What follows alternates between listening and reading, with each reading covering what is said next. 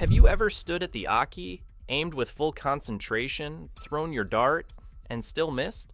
Sometimes, the more you try to aim, the less accurate you become. If that's you, you're not alone. And the truth is, there might just be a problem beyond your throw that you're probably overlooking. In today's Darts Decoded, we will show you exactly what the problem is and how to overcome it.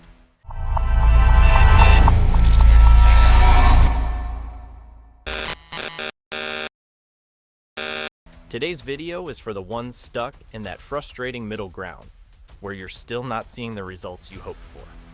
You've been putting in the hours, practicing harder, aiming smarter, making all the right tweaks, and yet, the darts still don't land like they should. In this stage, you realize that effort isn't the problem, it's figuring out what kind of effort actually moves the needle. Before you get into panic mode, it's important for you to understand that what you're experiencing is a common hurdle that almost every intermediate player encounters at some stage. Every player eventually gets to that point where they begin to overthink a little too much. Many times, you try so hard to aim precisely, and this is what leads to over-controlling your throw. The effect is destructive because when you overthink your throws, you unintentionally disrupt the natural rhythm that once came easily. You'll begin to start noticing an unevenness in your motion until your follow-through starts to feel unsure. By the time the dart leaves your hand, you're already questioning the outcome, and when it misses the mark, you're left staring at the board, frustrated that your results don't reflect the effort behind them.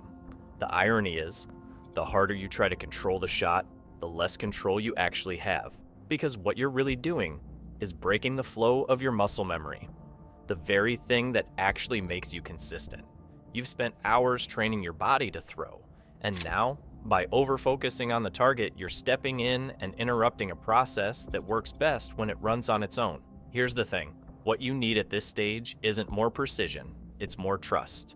The shift happens when you stop trying to aim your way to better scores and start learning how to throw with freedom. This doesn't mean carelessness. It means giving your body permission to do what it has already learned without your mind getting in the way. To make this idea clearer, let's look at a familiar example. Imagine a professional musician playing a song they've practiced for years. They don't think about every finger movement. They feel the rhythm and let their hands move naturally. The same applies to darts. The more you try to control each detail mid-throw, the more tension you introduce. And tension is the enemy of consistent wins. So, let's talk about what it actually means to stop aiming and how to start hitting instead. But just before we unveil that, if you're finding these tips helpful, make sure to subscribe to our channel. We're here to help you become the best player you can be.